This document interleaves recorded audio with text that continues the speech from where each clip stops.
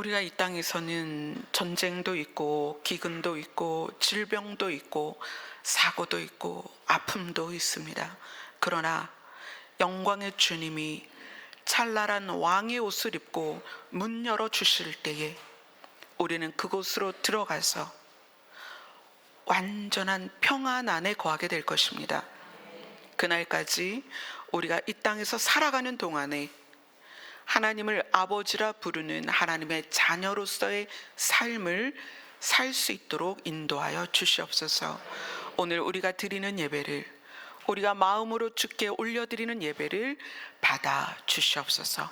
예수님 이름으로 기도드리옵나이다. 아멘.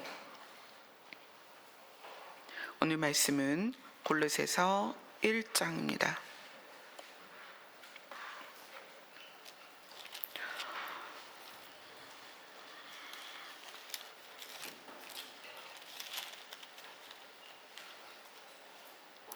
골로새서 1장 3절로 8절 말씀을 우리 다 같이 읽도록 하겠습니다. 시작. 우리가 너희를 위하여 기도할 때에 하나님 곧 우리 주 예수 그리스도의 아버지께 감사함. 이는 그리스도 예수 안에서 너희의 믿음과 모든 성도에 대한 사랑을 들었으며 너희를 위하여 하늘에 쌓아둔 소망으로 말미암으니 곧 너희가 전에 말씀을 들은 것이니라. 이 복음이 너희의 이름에 너희가 듣고 참으로 하나님의 은혜를 깨달은 날부터 너희 중에서와 같이 또한 온 천하에서도 열매를 맺어 자라는도다. 이와 같이 우리와 함께 종된 사랑하는 에바브라에게 너희가 배웠나니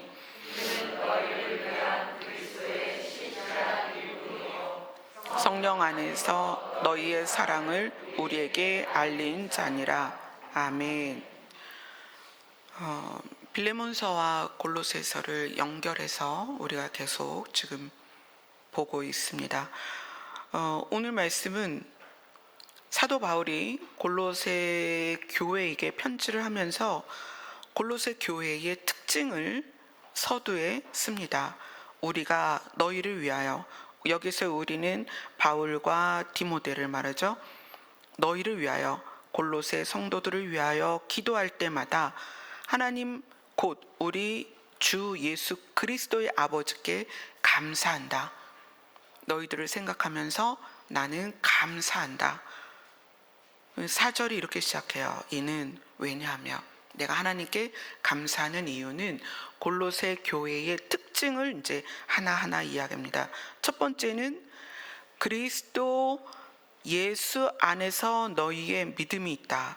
이거는 그리스도 예수를 믿는 믿음 안에 너희가 있다. 또 너희의 믿는 믿음은 그리스도 예수를 믿는 믿음이다.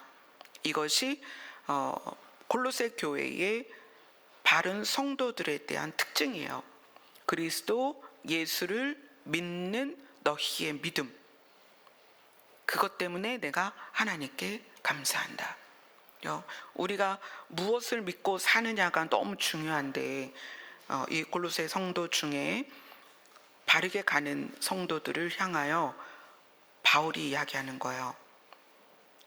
내가 하나님께 감사하는데 왜냐하면 그리스도 예수를 믿는 믿음 안에 너희가 있다라고 이야기를 해요. 이게 골로새 교회의 특징입니다. 그 다음 두 번째는 4절에 모든 성도에 대한 사랑을 들었다. 너희들이 모든 성도에 대하여 너희가 베푸는 사랑에 대해 내가 들었어. 그러니까 골로새 교회에 대한 소식을 들은 거예요, 바울이. 그래서 하나님께 감사하며 기도를 했어. 너희를 위해서. 첫째는 너희가 그리스도 예수를 믿는 믿음 안에 있다는 것과, 두 번째는 모든 성도에 대하여 너희가 사랑을 베풀고 있다는 것을 들었어. 그래서 하나님께 감사해. 그리고 세 번째는 5절에 너희를 위하여 하늘에 쌓아둔 소망으로 말미암아. 그러니까 성도들에게 너희가 사랑을 베푸는데 그 사랑을 베푸는 근거가 뭐냐면 너희가 하늘의 소망을 쌓았기 때문이다. 하늘의 소망을 쌓았기 때문에, 너희가 하늘의 소망을 두었기 때문에 성도들에게 사랑을 베풀 수 있다는 거다. 그래서 5절에서 너희를 위하여 하늘에 쌓아둔 소망으로 말미암음이니,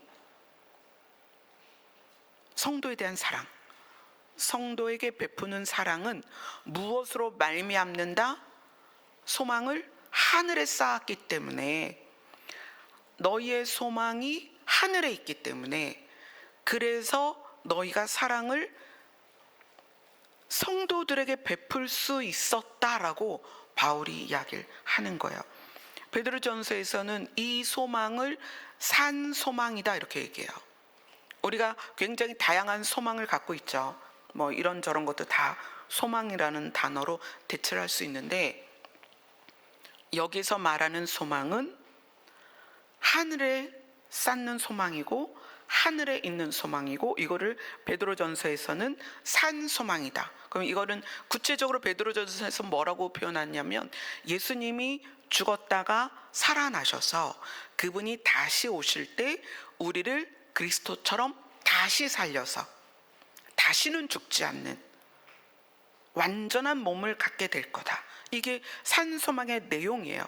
그러니까 막연히 하나님의 나라에 간다, 또는 천국 간다, 뭐 이런, 또는 상급을 기대하는 그런 소망이 아니라, 예수 그리스도처럼 우리가 부활하거나 죽지 않는 몸으로 변해서 하나님의 나라에 갈 것에 대한 완전한 이해, 거기에서 출발해야 돼요.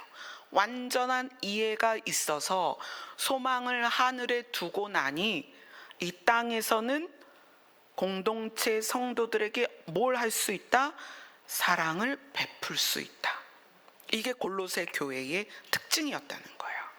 이것을 이제 바울이 그렇게 내가 들었어, 그래서 하나님 아버지께 감사할 수 있었다, 이렇게 골로새 교회에 편지하는 서두를 장식을 하고 있습니다. 자, 6절을 같이 읽겠습니다. 시작. 이 복음이 이미 너희에게 이름에 너희가 듣고 참으로 하나님의 은혜를 깨달은 날부터 너희 중에서와 같이 또한 온 천하에서도 열매를 맺어 자라는도다. 좀 복잡하긴 한데, 이게 이제 내용이 뭐냐면, 이 복음이 어떤 복음이죠?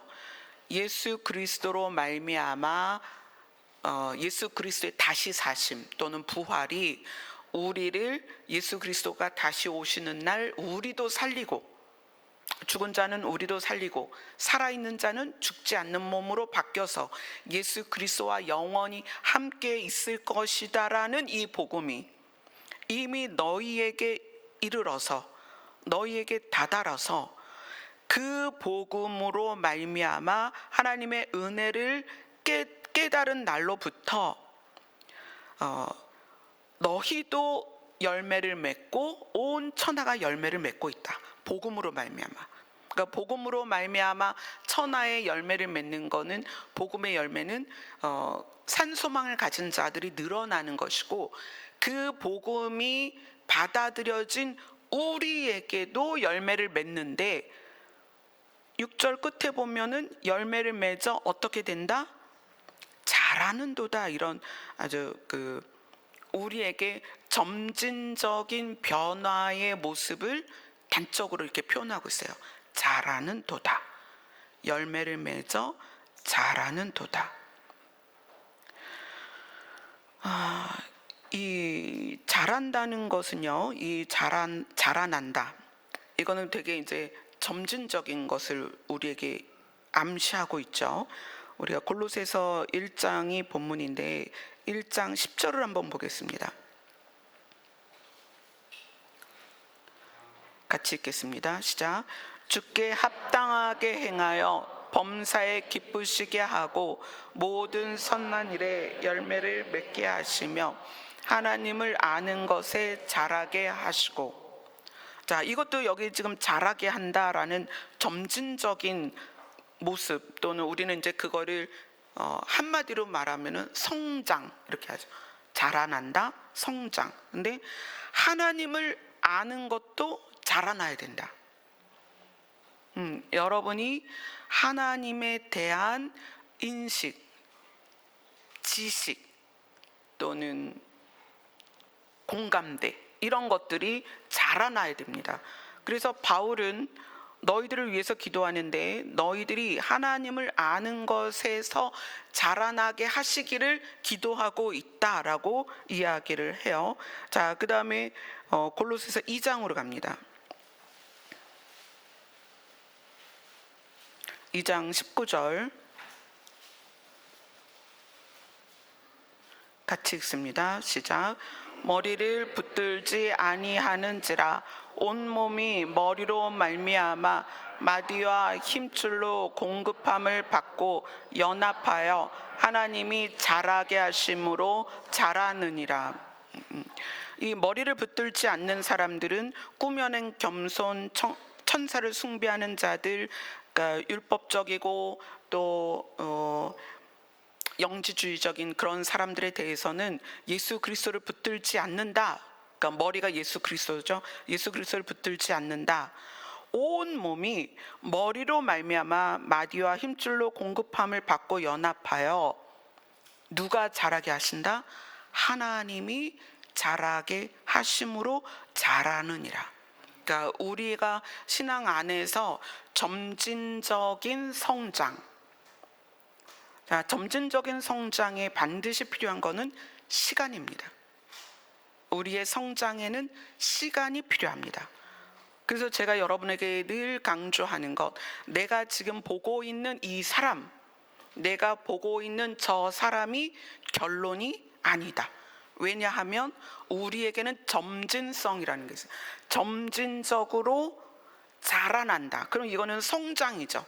성장과 성숙은 시간이 필요하다. 그렇기 때문에 우리가 대하는 사람들에 대하여 지금의 모습을 결론으로 생각하지 말라는 거예요. 지금의 모습을 결론으로 생각하는 행동이 뭐냐면 비난과 비판이에요. 비난과 비판은 그 사람의 지금의 모습을 결론이라고 단정 짓는 거예요. 그런데 성경은 뭐라고 이야기하죠? 하나님께서 자라게 하심으로 자라날 것이다. 그렇게 이야기를 하고 있습니다. 고린도전서 3장에서도 그렇죠. 바울이 내가 심고 또 다른 사람이 물 주고 그러지만 자라게 하는 건 누구다? 하나님이시다. 자라게 하는 건 하나님이십니다. 그래서 우리에 대한, 나에 대한 성장도 당연히 하나님이 하시겠지만 내가 보는 그 누구도 하나님이 성장시키십니다. 그거에 대한, 하나님을 아는 것도 자라야 되는데 우리가 하나님을 아는 것 중에 어떤 게 있어야 되냐면 나와 타인에 대하여 자라게 하실 의지가 그분에게 있다. 아멘.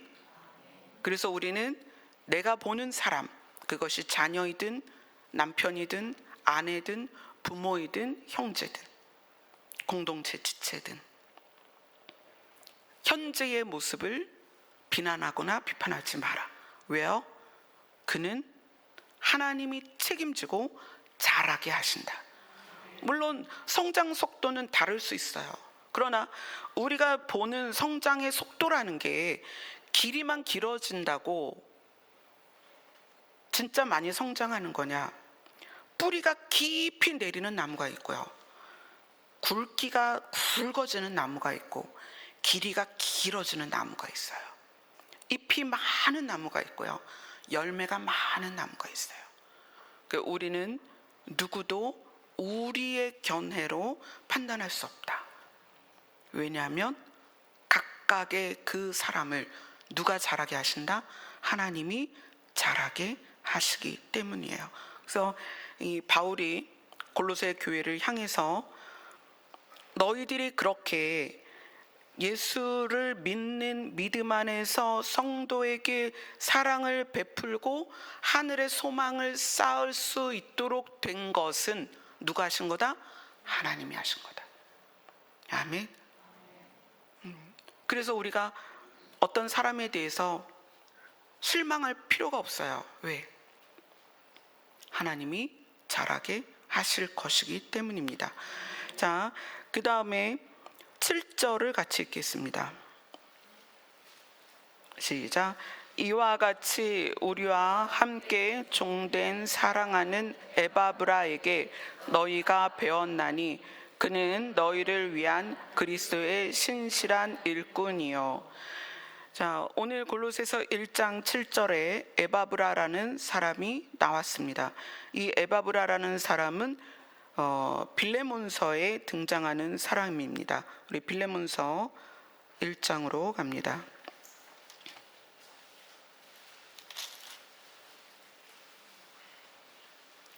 빌레몬서 1장 23절입니다.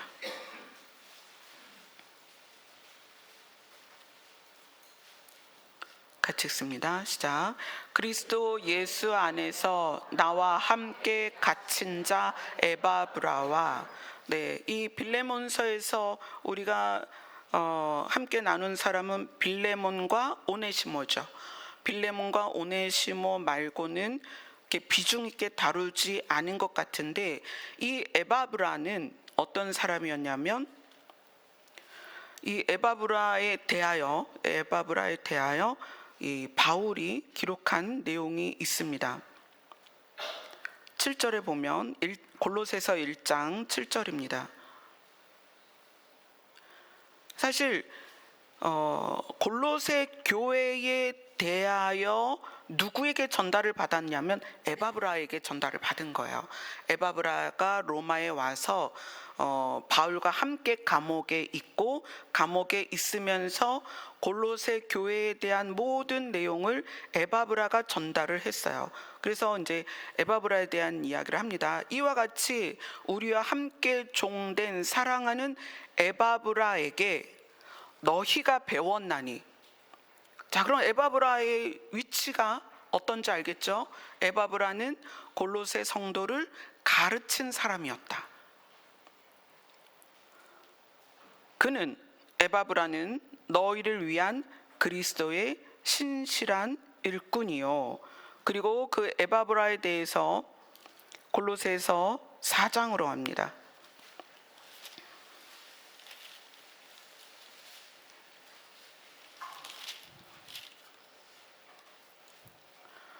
4장 12절을 같이 읽습니다. 시작. 그리스도 예수의 종인 너희에게서 온 에바브라가 너희에게 문안하느니라. 그가 항상 너희를 위하여 애써 기도하여 너희로 하나님의 모든 뜻 가운데서 완전하고 확신 있게 서기를 구하나니. 에바브라는 사람이 골로새 교회 성도들을 가르쳤는데, 가르치다가 로마에 와서 바울과 함께 감옥에 투옥된 상태예요. 그리고 바울에게 골로새 교회의 현재 상황을 이야기를 해줘서, 골로새 교회는 우리가 봤죠? 예수를 믿는 믿음 안에 성도들이 있고, 그리고 성도들에게 사랑을 베풀고, 그죠? 사랑을 베풀고, 그 다음에 산 소망을 가지고 있다라는 이야기를 에바브라에게 전해 들었습니다. 그리고 바울이 에바브라가 너희를 위해서 기도하고 있어. 항상 애써 기도하는데 어떤 내용을 기도하냐면, 하나님의 모든 뜻 가운데서 완전하고 확신 있게 서기를. 누가? 성도가 하나님의 모든 뜻 가운데서 완전하고 확신 있게 서기를 구하고 있다, 이렇게 얘기해요. 어쩌면 목회자들이 성도들을 향하여 하는 기도인 것 같아요. 저도 여러분들이 믿음 안에서 하나님의 뜻이면 우리가 예수 그리스도 다시 오시는 날 그분 앞에 서기를, 그리고 그분이 왕으로서 문을 열 때 그 문 안으로 들어가기를 소원하는 그 소원 가운데에서 여러분들의 삶이 완전하고 또 믿음의 확신이 있게 서기를 바라는 저의 마음이 오늘 로마의 감옥에서 성도를 위하여 기도하는 에바브라의 기도랑 동일하다는 거예요. 에바브라가 감옥 안에서 너희를 위하여 어떻게 기도한다? 애써 기도한다. 애써 기도하는데 하나님의 모든 뜻 가운데서 완전하고 확신 있게 서기를 구하고 있다라고 바울이 편지를 쓴 거예요. 에바브라는 너희에게서 왔고, 에바브라는 너희를 가르쳤고, 지금은 나와 감옥에 있고 나와 함께 너희를 위하여 애써 기도하는데 하나님의 모든 뜻 가운데서 너희들이 완전하고 확신 있게 서기를 구하고 있다라고 바울이 에바브라에 대한 안부를 지금 전하고 있는 거예요. 근데 골로새서 1장으로 본문으로 돌아갑니다.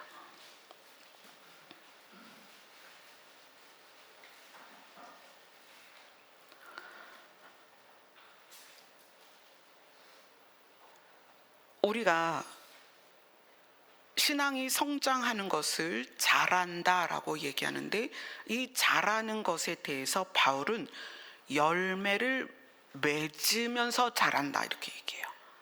열매를 맺으면서 잘한다. 이 열매라는 것이 우리에게 시사하는 것은 복음을 받은 것에 대한, 그리고 복음이 내 안에 들어온 것에 대한 증거입니다. 밖으로 드러나는. 그러니까 복음을 받아들이고 내가 예수 그리스도를 나의 주인으로 삼은, 그래서 주 안에서의 주가 주인이잖아요. 주님이, 예수님이 나의 주인이 된 것에 대한 증거, 이게 여러분에게 있어야 된다는 거예요. 주일날 시간 되면 성경책 들고 교회를 오는 것은 증거가 아닙니다. 방언을 하고 예언을 하고 계시를 하고 은사를 행하는 것, 그것도 증거는 아닙니다. 왜냐하면 하나님의 영이 누구에게든 들어가면 하나님의 영이 하실 수 있는 영역이 있어요. 신의 영역. 그러니까 그거는 나귀도 사람의 말을 하게 해요. 예수님 그러죠. 돌들로도 나를 찬양하게 할 수 있어. 이건 신의 영역입니다. 신의 영역이 개인에게 영향을 미쳤을 때 그 개인에게 육으로 할 수 없는 현상들이 일어나요. 그건 누가 하는 거예요? 그 사람이 하는 게 아니라 신이 하는 거라는 거예요. 저도 목회 현장에서 여러 가지 일들이 있습니다. 어떤 과거를 알아맞히기도 하고 미래를 예견하기도 하고 질병이 고쳐지기도 하고 어떤 사건을 현장에서 보지 않고 알기도 하고 그래요. 근데 그게 제가 하는 게 아니고 그건 신의 영역이에요. 신이 오늘 내가 이 사람을 통해서 뭔가를 하겠다 그러면 그 일은 일어나는 거예요. 그런데 열매는 예수 그리스도를 받아들인 나에게서 나오는 거예요. 아멘. 그래서 사역자들을 볼 때 뭘 봐라? 삶의 열매를 봐라. 능력을 봐라가 아니에요. 얼마나 말씀을 잘 가르치느냐 그걸 보는 게 아니에요. 뭘 봐라? 삶의 열매를 봐라. 그래서 우리는 점진적으로 자라가는 데 있어서 열매를 맺어 가느냐가 굉장히 중요한 거예요. 그리고 열매가 맺히면 성경에서 그렇게 얘기해요. 처음에 씨앗이 떨어지고 그러면 그게 싹이 나고 그 다음에 거기에서 이삭이 생기고 그 다음에 그 이삭이 무르익어. 그렇게 점진적으로 바뀐다는 거예요. 그 다음에 추수가 된다 이렇게 표현을 해요. 그럼 우리의 믿음 안에서 점진성이 어떻게 드러나고 있느냐, 그거를 열매라는 단어로 우리에게 설명을 하고 있다는 거예요. 자, 누가복음 8장으로 갑니다.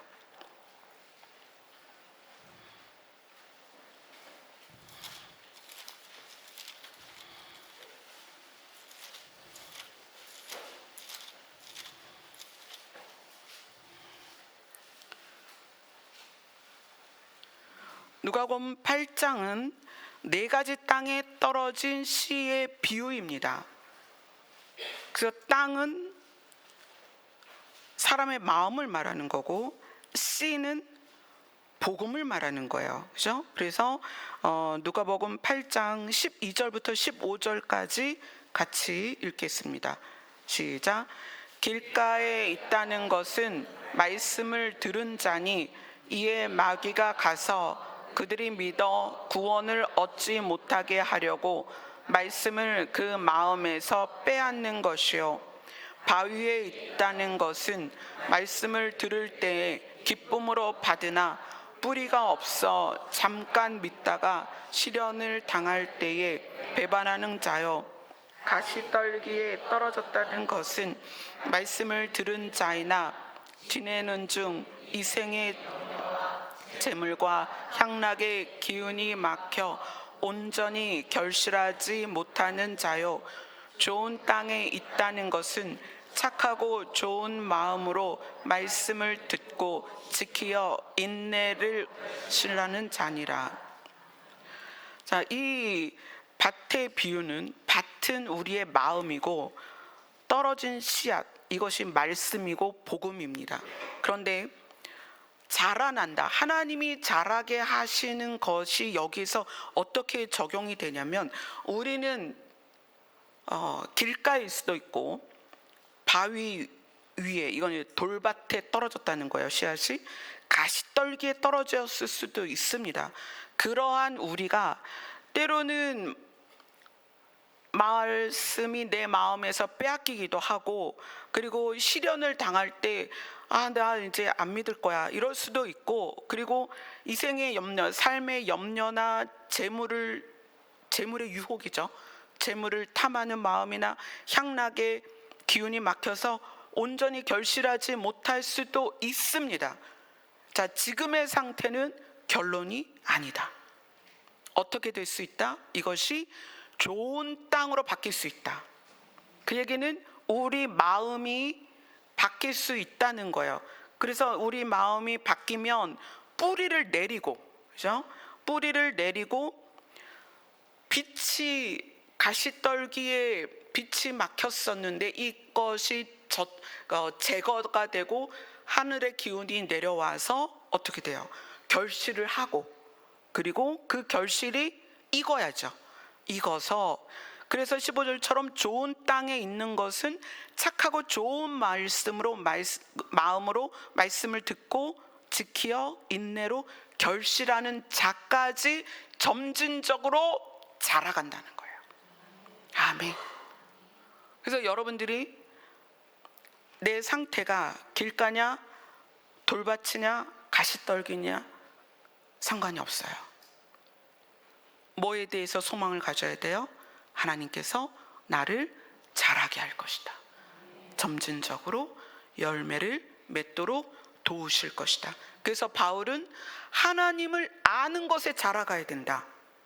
이제까지 우리는 나는 돌짝 같아서, 내 마음이 바위 같아서 말씀을 듣고 은혜 받으면 너무 기쁜데 잠깐 믿다가 시련이 닥치면 또 좌절하고 낙심하고 나는 가망이 없는 것 같아. 그게 아니라 하나님이 우리를 자라게 하신다라는 것에 대한 하나님을 알아야 된다는 거예요. 자, 그 다음에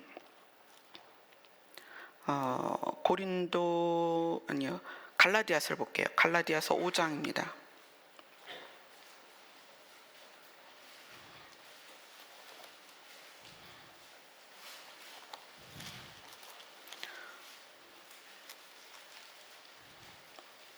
우리가 열매에 대해서 한번 볼게요. 갈라디아서 5장 22절부터 23절입니다.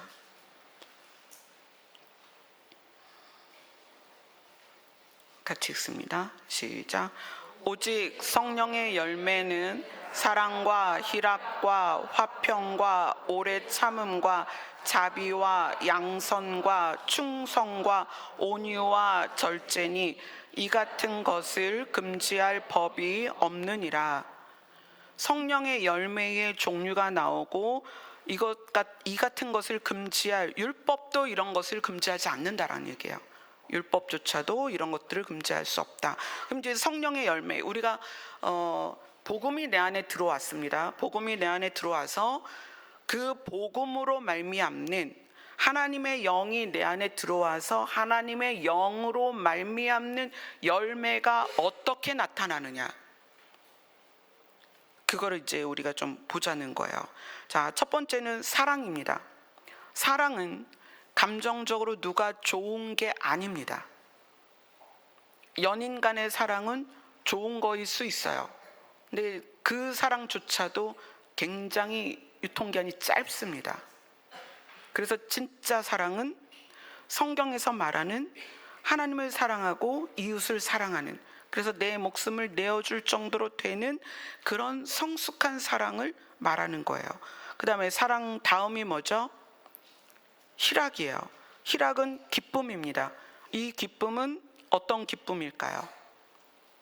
항상 기뻐하라 하는 기쁨이에요. 감정적인 기쁨이 아니고요. 하늘에 소망을 두고, 하늘에 소망이 있기 때문에 이 땅에서 어떤 상황도 견디어내는 기쁨을 말하는 거예요. 환경과 상관이 없는 기쁨, 고난과 상관이 없는 기쁨. 왜요? 소망이 어디에 있기 때문에? 하늘에 있기 때문에. 그 기쁨을 말하는 것입니다. 그러니까 하나님의 영이 내 안에 들어오면 하나님을 사랑하고 이웃을 사랑하는 그 사랑을 배워가는데 항상 기뻐한다는 거예요. 왜? 하나님의 영이 우리에게 그걸 알려주는 거거든요. 너희가 장차 나그네 생활을 끝내고 너의 집으로 가게 될 거야 라는 소망을 주기 때문에 기쁘다는 거예요. 그 다음은 사랑과 희락과 화평입니다.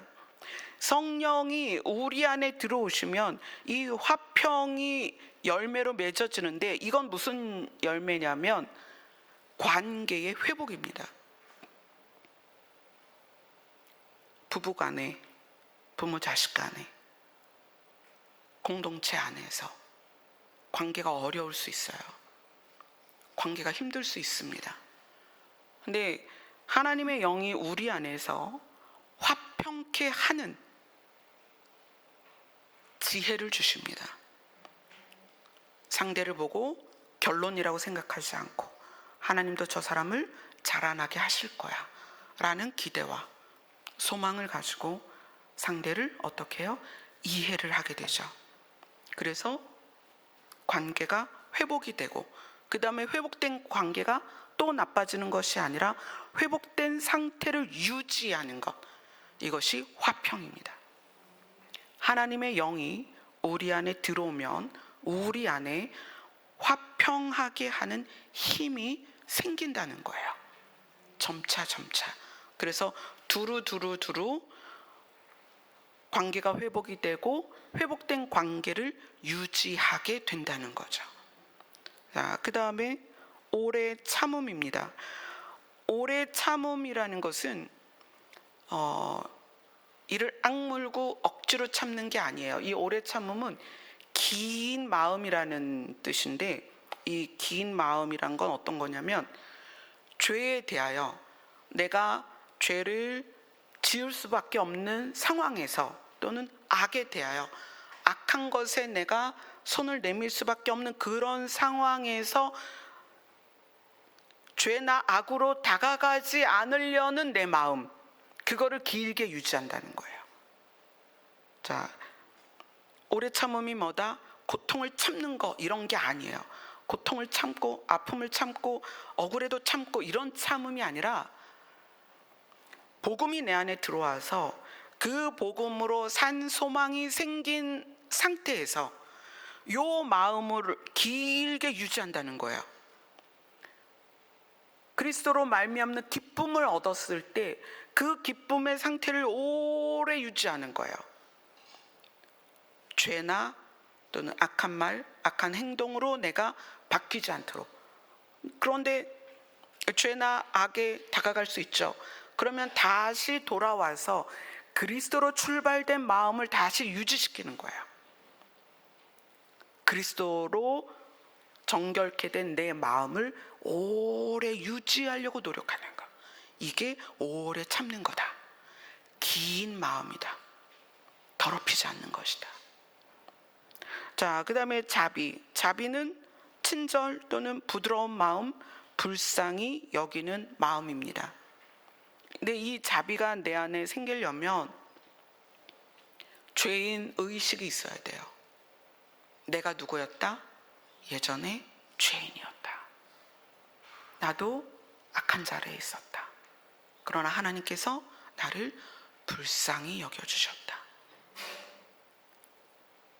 그래서 성경은 그 예를 왕에게 빚을 탕감받은 신하로서 비유를 하죠.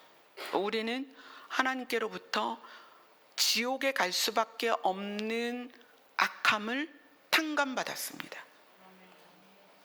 그게 하나님의 우리를 향한 자비입니다. 그래서 우리가 대인관계 안에서 가족이든 공동체 지체든 우리 안에서 그런 마음, 부드러운 마음, 불쌍히 여기는 마음을 갖게 된다는 거죠. 자비 다음에 양선입니다. 양선은 부드러운 마음과 불쌍히 여기는 마음을 가지고 선한 행동을 하는 거예요. 양선은 선한 행동이 뭐죠? 그를 살리는 행동을 직접 하는 것이 양선입니다. 근데 거룩이 상태적인 거라면, 우리가 거룩해야 아버지를 볼 수 있다라고 얘기하잖아요. 거룩이 상태적인 거라면 거룩을 실천하는 게 양선입니다. 거룩을 실천하는 것. 그래서 선한 행동 또는 더 풀어서 얘기하자면 상대를 살리는 행동. 그게 말이든 도움이든 여러 가지 있겠죠. 내가 이 사람을 살려야 되겠다라고 하는 행동을 양선이다 라고 이야기합니다. 그 다음에 이제 양선 다음에 충성이 나옵니다. 충성은 하나님을 향해서는 우리가 경건한 자세를 갖는 거예요. 하나님을 향하여, 신을 향한 우리의 경건한 자세, 그게 충성입니다. 그리고 사람에 대하여는 신실한 자세, 어떤 일이든 거짓 없이 최선을 다하고 성실하게 하는 것, 이것이 충성입니다. 그 다음에 이제 온유는 자비는 상대를 향하여 부드러운 마음과 불쌍히 여기는 마음이고, 양선은 그거를 실천하는 건데, 온유는 태도예요. 태도. 그러니까 늘상 내가 가지고 있는 태도예요. 그래서 표정과 말투에서 온유가 나옵니다. 부드러운 표정 또는 따뜻한 말투, 따뜻한 표정, 따뜻한 태도. 그러니까 자비는 있는데 온유가 없다? 불가능한 겁니다. 그죠? 양선, 선한 행동을 하고 거룩을 실천하는데 온유하지 않다? 이것도 거짓이죠. 그래서 이 세 개가 한 세트입니다. 자비, 양선, 온유. 이거는 내면적인 것과 외면적인 것과 외면을 움직여내는 능력, 이게 다 들어있는 거예요. 그래서 온유, 자비, 양선, 이 세 가지가 세 개 중에 하나가 빠진다? 그럼 그거는 가식이거나 거짓이거나, 그렇죠. 이 세 가지가 다 하나의 그 형태이지만 내면적인 거냐 외면적인 거냐 또는 표면적인 거냐 이렇게 구분을 할 수가 있습니다. 그 다음에 이제 마지막이 절제입니다. 절제는 자발적인 자제다, 이렇게 표현할 수 있어요. 자, 하나님의 영이 우리 안에 들어와서 우리를 가르치시면 우리 안에 하나님을 아는 지식에 의하여 자발적인 절제, 그러니까 이 절제는 반드시 자발적이어야 합니다. 그러니까 내가 말하는 것과 행동하는 것과 타인과의 관계 안에서 내 스스로 자제하는 거예요. 화가 나는데 그것을 화를 확 내는 것이 아니라, 짜증이 나는데 짜증을 확 내는 것이 아니라 그것을 스스로 자제하는 거예요. 이 절제가 우리 생활에 굉장히 중요한 부분이죠. 부모 입장에서 한 20대로 기준을 할까요? 이제 여기에는 이 두 부류가 있습니다. 하나는 20세 이하, 하나는 20세 이상. 자, 그렇게 모두가 그렇게 포함이 되죠. 20세 이하는 부모의 양육과 도움을 받습니다. 그렇죠? 부모는 자녀를 양육하는 데 있어서 목적을 어디에 두어야 되냐면, 자녀가 20세가 넘어가면 스스로 살아낼 수 있는 힘을 키우는 기간이 딱 20년이에요. 그러니까 태어나서 걸을 때까지가 1년 걸리죠. 걷기 시작하면 뛰고 뭔가를 하게 되는데, 뭐 예를 들어서 이제 한 2살, 3살 아니면 4살쯤 가위를 가지고 놀면 부모가 뺐죠. 너 이거 가지고 놀면 안 돼, 다치니까. 그런데 7살, 8살이 됐는데도 가위를 안 주면 이 아이는 가위질을 할 능력을 배우지 못합니다. 위험해, 엄마가 해줄게. 그러면 학교에서 작업 시간에 가위를 쓸 줄 몰라요. 가위를 보면 무서워. 쓰면 안 돼. 자, 중고등이 됐어요. 중고등학생이 돼서 가위를 써야 되는데 엄마가 한 말이 늘 생각이 나는 거야. 너 절대 가위 만지면 안 돼. 너 손 다쳐. 못 써요. 바로 20세가 되는데, 20세가 돼서 그 다음에 그 20세 이후에 살아갈 능력을 20세 이전에 못 배웠다는 거예요. 그럼 어떻게 하죠? 20세 이후에 세상과 마주칠 때마다 부모를 탓합니다. 엄마 때문에, 아빠 때문에, 친구 때문에, 학교 때문에, 이 조선 때문에, 나라 때문에 막 이러고, 민족 때문에, 뭐 조상 때문에 이러고 살아요. 20세 이하인 분들은 명심하셔야 돼요. 20세부터는 법적으로 내가 나를 책임져야 된다.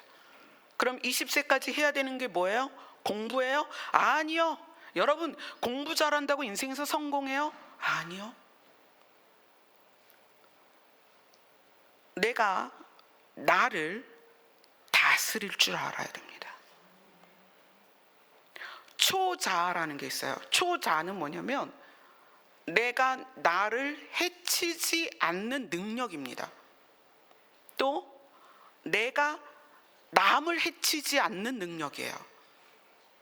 내가 나를 해치지 않도록 나를 절제하거나 내가 남을 해치지 않도록 절제하는 것을 초자아라고 합니다. 그게 언제 키워져요? 20세 이하에 그게 키워져야 돼요. 그럼 어떻게 해야 돼요? 부모님들 잘 들으셔야 돼요. 내 자녀가 20세 이하다? 그러면 그 아이들을 스스로 하게끔 해줘야 돼요. 그러니까 오죽하면 그런 말이 나와요. 실패가 성공의 어머니다. 해보고 안 되면 다시 해보고, 또 안 되면 다시 해보고. 그래서 20세 이하는 뭘 해야 되냐면, 공부를 해서 대학을 가는 게 아니라, 물론 대학은 가야죠. 그게 중요한 게 아니라 내가 어떤 일을 부닥쳤을 때 그것을 해결해낼 능력을 키우는 거예요. 그래서 그것을 뭐라고 말하냐면 독립이다. 자녀가 독립할 수 있도록 키워야 되는 거예요. 성적이 그 아이를 독립시킬까요? 아니요. 문제 해결 능력은 공식을 푸는 게 아니에요. 상황을 맞닥뜨렸을 때 그것을 해결하는 능력이에요. 자, 근데 우리나라는 이제 헬리콥터맘이다. 그래서 아이들을 부모가 학교에서 학원, 이 학원에서 저 학원 막 이렇게 옮기는 걸 헬리콥터맘이라고 하는데, 미국에서는 잔디깎기맘이라고 그래요. 그 뭐냐면 내 아이 앞에 어떤 문제도 없도록 치워주는 거예요. 그러니까 이 아이는 평지만 걷는 거예요. 근데 이 평지만 걷는 아이가 장애물을 만났을 때 당황하는 거예요. 그리고 거기서 서버려요. 어떡하지? 그리고 엄마를 불러요. 엄마가 도와줄 수 없을 때 어떻게 할까요? 그 방지턱 앞에서 넘어가는 것이 아니라 뒷걸음질을 친다는 거예요. 그래서 실제로 미국에서 자살률 가장 높은 지역을 봤더니 할렘가가 아니었어요. 굉장히 부유한 동네였다는 거예요. 왜 그랬을까요? 아이들이 언덕을 넘거나 자갈밭을 지나가거나 가시덤불을 해치는 걸 배우질 못한 거예요. 부모가 그걸 싹 없앴거든요. 그래서 이게 어떻게 나타나냐면 20세가 지나가면 갈등이 생겼는데 갈등을 해결을 못해요. 마음이 불편한데 이 불편한 걸 어떻게 해야 될지 모르는 거야. 그러니까 불편하면 화가 나는 거예요. 맨날 화만 내요. 짜증내고 화내고 짜증내고 화내고 엄마 때문에 아빠 때문에 누구 때문에 친구 때문에 막 계속 그래요. 어떻게 할까요? 자, 그러다 20세가 됐어요. 자, 20세 이상은 잘 들으세요. 저는 이거를 표피적인 신앙이라고 얘기하는데 느낌이에요. 느낌. 어떤 사람이 말하는데 기분 나빴어. 어떤 사람이 나를 쳐다보는데 기분이 나빴어. 20세 이상 말하는 거예요. 어떤 사람이 나한테 어떤 제스처를 했는데 굉장히 기분이 나빴어. 그 기분 나쁘면 바로 화내는 경우가 있어요. 바로 화내고 짜증내고. 근데 누가 나에게 좋은 걸 해주면 바로 좋아요. 그러니까 이 표피적인 신앙생활을 하는 분들은요, 좋거나 나쁘거나가 맨날 있어요. 좋았다 나빴다 좋았다 나빴다, 기분 좋았다 기분 나빴다, 소리쳤다가 좋았다가. 이것이 조금 발전이 되면 이제 감정적인 신앙생활이에요. 감정적인 건 뭐냐면 어떤 상황이 반드시 내 과거랑 연결이 돼요. 그래서 누가 무슨 말을 했는데 과거랑 연결돼서 부글부글 끓어올라요. 막 화가 나요. 옛날 게 다 떠올라요. 우리 안에 이제 감정적인 건 많이 있죠.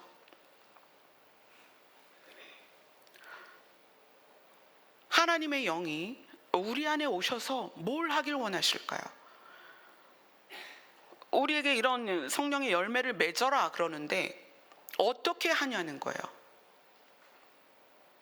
여러분의 마음 안에 하나님의 말씀이 차곡차곡 쌓이고, 자, 표피적으로 기분이 엄청 나빴어요. 근데 그 기분 나쁜 게 감정까지 끌어올렸어. 막 부글부글해요. 그때에 어디로 간다? 말씀으로 돌아간다. 말씀으로 들어가는 거예요. 이 과정이 처음에는 표피적인 느낌에서 감정적으로 됐다가 말씀으로 가는 것이요, 굉장히 오래 걸립니다. 막 1년, 2년 걸리기도 하고 한 달, 2달 걸리기도 해요. 그러나 그러기를 애쓰고 힘쓰면 그게 순식간에 되는 거예요. 기분 나빴어. 누구 얘기를 들었는데 너무 기분 나빴어. 집에 갔는데 그것과 과거가 막 연결돼서 부글부글 끓어올라요. 그러다가 마음 안에 있는 진리로 들어가는 거예요. 그래서 그 진리 안에서 그것이 다 녹아 사라지는 거예요. 그리고 다시 그리스도로 향하여 가는 거예요. 그런 과정을 지속적으로 하는 것이 우리가 자라난다는 거예요. 자라난다. 우리가 얼마나 표피적인지 몰라요. 느낌, 기분 나빠, 기분 좋아. 그래서 좋은 거 아니면 나쁜 거야. 딱 두 개예요. 이게 맨날 반복돼. 좋았다가 나빴다가 좋았다가 나빴다가. 그러다가 이제 그게 감정으로 가면 폭발하죠. 이제 나중에. 언제까지 우리가 그럴까요? 언제까지? 그래서 우리는 자라나야 된다. 하나님께서 우리를 도우실 거다. 그 예수님이 말씀하세요. 내가 아버지께로 가면 하나님께서 너희를 도우실 보혜사를 보내실 건데 그분이 하나님의 영이다. 그 하나님의 영이 우리 안에 오셔서 내 말을 기억나게 할 것이다. 무엇을 기억나게? 하나님의 말씀을, 예수 그리스도의 말씀을 기억나게 할 것이다. 그 말씀이 내 안에, 내 마음 안에 있다가 상황마다 그 마음을 열고 그 말씀을 꺼내는 거예요. 그렇게 하면서 표피적이고 감정적인 내가 뭐가 되는 거예요? 절제가 시작이 되는 거예요. 자, 20세 넘으신 분들 잘 들으세요. 20세 넘으면 나라 탓하지 마세요. 조상 탓하지 말고요. 부모 탓하지 마세요. 자식 탓도 하지 말고요. 남편 탓도 하지 말고 아내 탓도 하지 마세요. 내 모양은 나 때문이다. 아멘. 지금 내 상태는 나 때문이다. 그럼 어떻게 해야 돼요? 말씀 안으로 들어가야 돼요. 내가 분노가 많아요? 내가 짜증이 많아요? 내가 하는 것마다 안 돼요? 누구 탓도 아닙니다. 내 탓이에요. 그게 성인입니다. 모든 게 내 탓이에요. 어떻게 해야 돼요? 마음 안에서 말씀으로 들어가는 거예요. 하나님이 우리에게 뭘 뜻하고 계신지, 하나님이 우리를 어디로 인도하시려고 하는지, 하나님이 우리에게 어떤 은혜를 주셨는지 그걸 들여다보자는 거예요. 저도 고통의 배틀 하잖아요. 고통의 배틀 하면 안 빠집니다. 그래야 그냥 밤새 고통의 배틀 할 수 있습니다. 그러면 그 고통의 배틀을 하면서 부모 탓, 남편 탓, 시댁 탓 해야 될까요? 제가 여러분에게 말씀을 전할 수 있는 것은 은혜를 깨달았기 때문이에요. 하나님을 아는 것에 자라가야 돼요. 여러분 각자에게 필요한 것을 하나님은 여전히 공급하고 계셨다는 거예요. 그리고 여러분이 반드시 하나님의 나라에 가도록 하나님께서 인도하고 계시다는 거예요. 오늘 본문으로 갑니다. 골로새서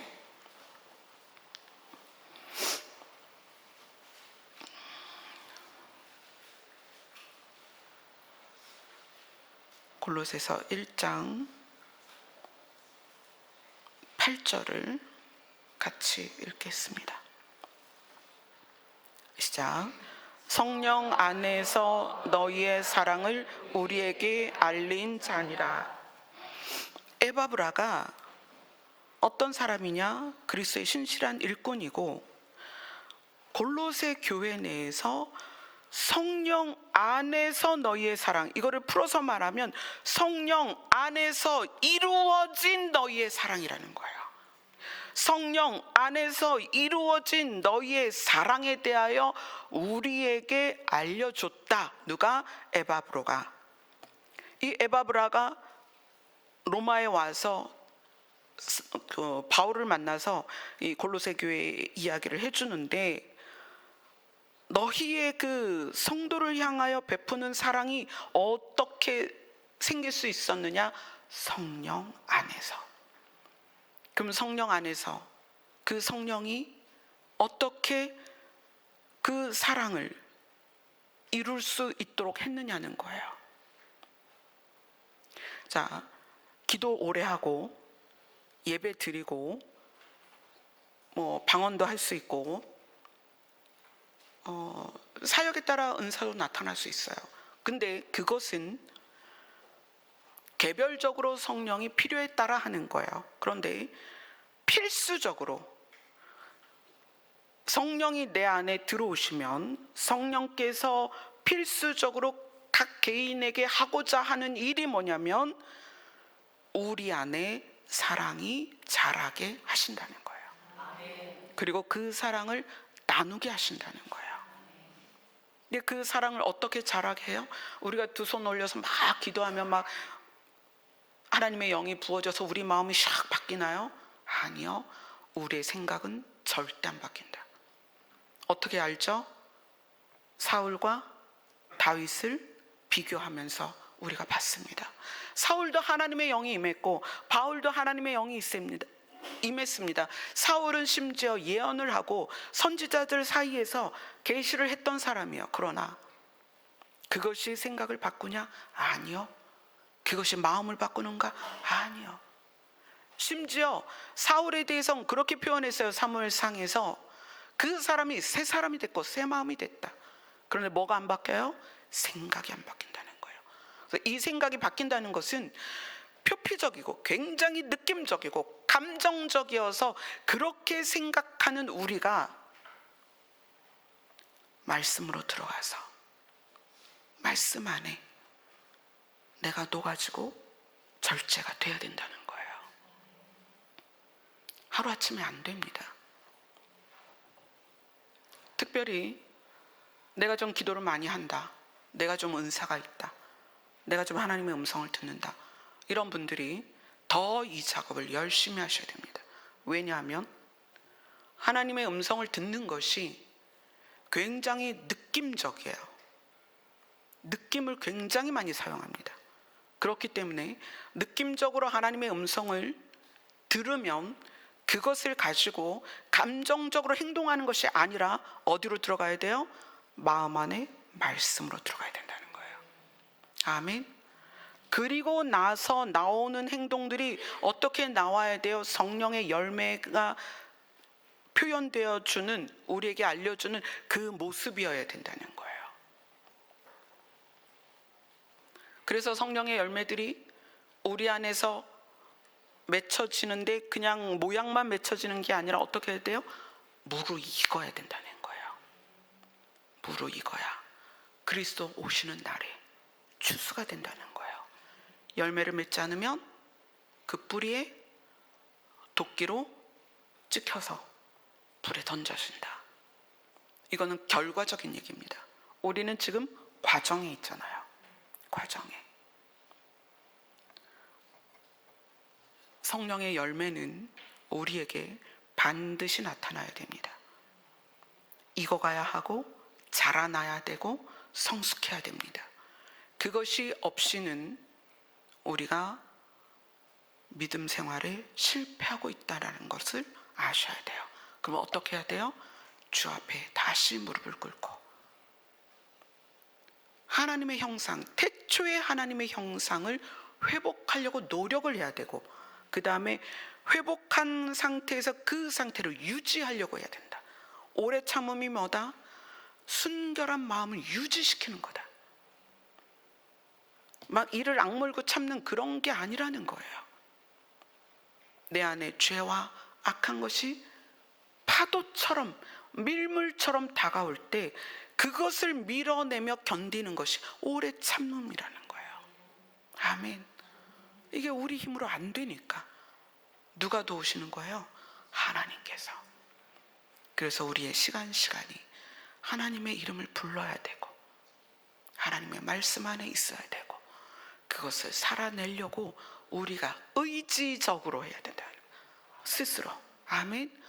그래서 제가 여러분들을 훈련시키거나 교육시키려고 하는 것이, 그런 의도를 웬만하면 안 하려고 하는 것이, 모든 성령의 열매는 내 안에서 나와야 된다. 외형으로 만들어지는 게 아닙니다. 붕어빵 기계에 반죽 넣어서 판 넣어서 찍어가지고 내는 게 아니라는 거예요. 성도는 그렇게 만들어지지 않습니다. 내가 그리스도 안에서 자발적이고 스스로 인식하고 그렇게 가야 되는 거예요. 의지가 없다면 주님 앞에 다시 머물러야 돼요. 그렇게 자라나갈 때 우리 교회와 여러분 자신이 진짜 교회가 될 것입니다. 아멘. 주님 오실 날 멀지 않습니다. 여러분 세상 보세요. 그러면 이제 우리 20대 30대 분들 그럼 뭐예요? 우리는 아무것도 하지 말아요? 아니요, 열심히 하세요. 성경에 나오잖아요. 두 사람이 밭을 갈다가 가고 한 사람은 가고, 두 사람이 잠을 자다가 한 사람 가고, 두 사람이 맷돌 갈다가 한 사람 가고. 그게 무슨 얘기예요? 전 지구적인 사건. 그래서 어디는 잠을 자기도 하고, 어디는 밭을 갈기도 하고, 어디는 맷돌을 가는 거예요. 밥 먹으려고. 전 지구적인 사건이 일어나기까지는 여러분의 삶을 성실하게 사세요. 학생은 학생으로, 아내는 아내로, 남편은 남편으로, 직장인은 직장인으로 성실하게 사세요. 보따리 싸갖고 산속에 들어가고 우리가 이제 산에 있으니까 그런 의미 아닙니다. 여러분 교회 근처에 이사 왔다는 의미지, 우리가 공동체로 주님 오실 날 됐으니까 우리가 일상을 아무것도 하지 말고 우리 모여갖고 밥해 먹으면서 그런 의미가 아닙니다. 여러분의 삶을 최선을 다해서, 그걸 뭐라고 그러죠? 충성이다. 신실하게 살아내는 것, 그게 충성이다. 그래서 시간이 가면 우리 안에, 공동체 안에, 가정 안에 뭐가 있어야 돼요? 화평이 있다. 아멘. 가정이 그렇게 바뀌어가야 돼요. 모든 관계가 그렇게 바뀌어가야 됩니다. 화평한 관계로. 아멘. 그렇게 될 것입니다. 아멘. 기도하겠습니다.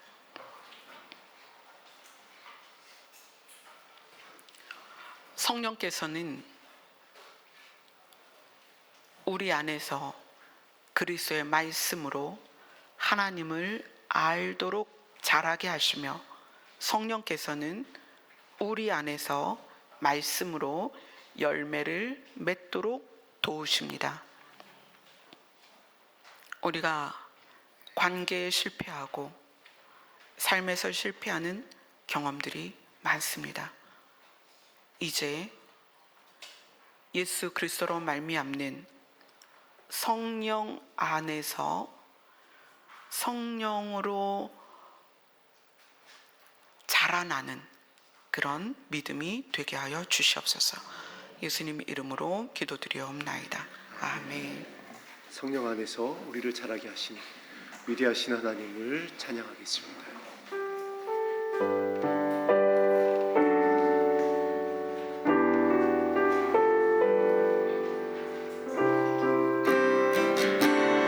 우리 주는 위대하십니다.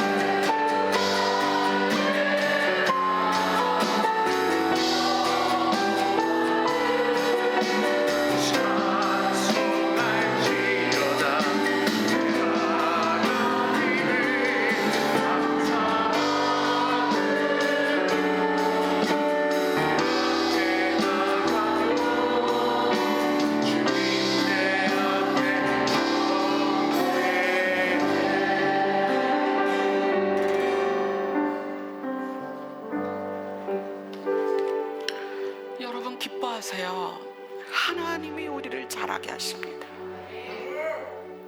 다른 누구가 아니라 하나님이 우리를 자라게 하십니다. 여러분에게 부모가 없을 수도 있어요.